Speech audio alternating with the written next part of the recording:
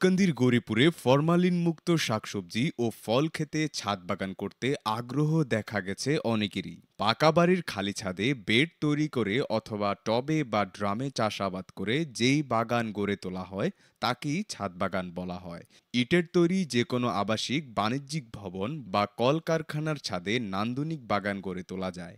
বর্তমান পরিস্থিতিতে খাদ্য তালিকায় ফরমালিনমুক্ত শাকসবজি ফল নিজেদের চাষ করা ভূমি থেকে উৎপাদিত হওয়া জরুরি মনে করছে। ফরমালিনমুক্ত নিত্য প্রয়োজনীয় খাদ্য ফল মূল শাকসবজির চাহিদা মেটাতে নিজেরাই সবজি ও ফল উৎপাদন করতে ছাদ বাগান করার আগ্রহ পরিলক্ষিত হয়। পাশাপাশি ফুল বাগানেও যথেষ্ট আগ্রহ লক্ষ্য করা গেছে। সরজমিনে দেখা যায় পাকা বাড়ির ছাদের খালি জায়গায় বিভিন্ন উপায়ে ছাদ বাগানে কেউ ফলের চারা, বিভিন্ন শাকসবজি, কেউ আবার ফল চাষাবাদ করছে।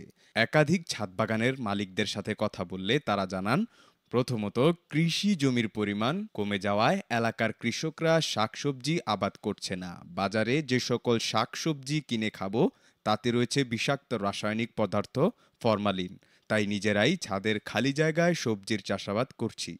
এছাড়াও ১২ মাসি ফল লেবু সহ ধনেপাতা, পুদিনা পাতা, কাঁচামরিচ ছাদ বাগানে চাষাবাদ করে প্রয়োজনের কিছুটা হলেও চাহিদা পূরণ করছে বলে জানান তারা। সূচনা community.tv বিনোদনের পাশাপাশি খবর।